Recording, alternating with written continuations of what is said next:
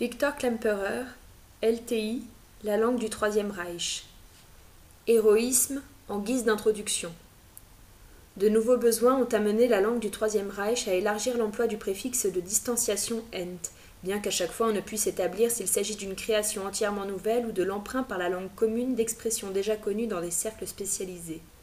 Face au risque de bombardement aérien, les fenêtres devaient être obscurcies, verdunkelt. C'est ainsi qu'apparut la tâche quotidienne du désobscurcissement, entdunkeln.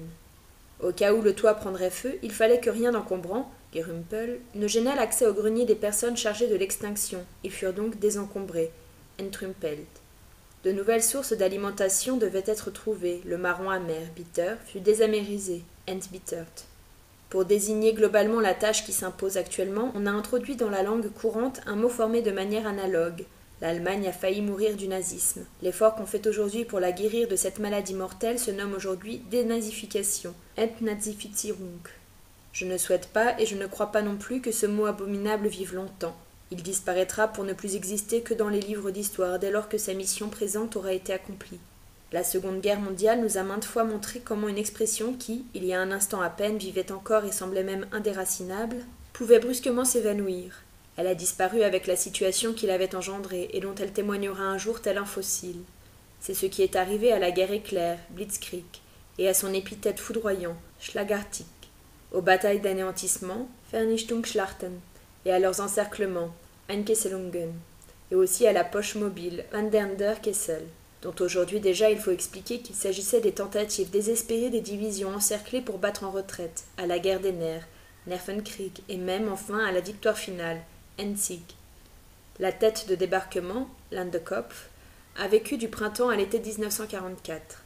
Elle vivait encore alors qu'elle avait déjà enflé jusqu'à prendre des proportions informes.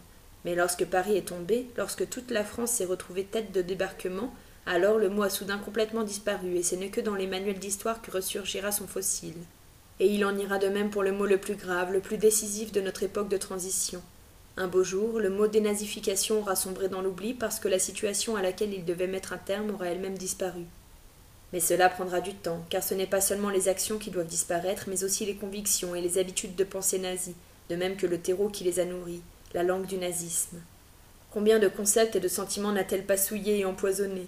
Au lycée du soir de l'Université populaire de Dresde et lors de discussions organisées par le Kulturbund et la Freie Deutsche Jugend, j'ai très souvent été frappé par la manière dont les jeunes gens, en toute innocence et dans un effort sincère pour remédier aux lacunes et aux égarements de leur éducation laissée en friche, s'accrochent au mode de pensée du nazisme.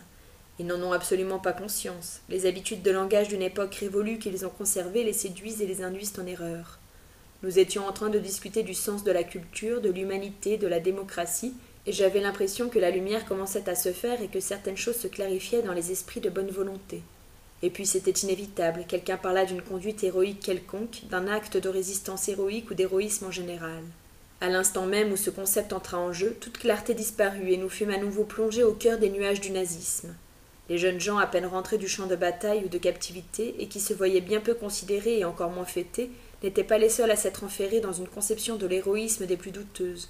Non, il y avait aussi des jeunes filles qui n'avaient jamais servi dans l'armée.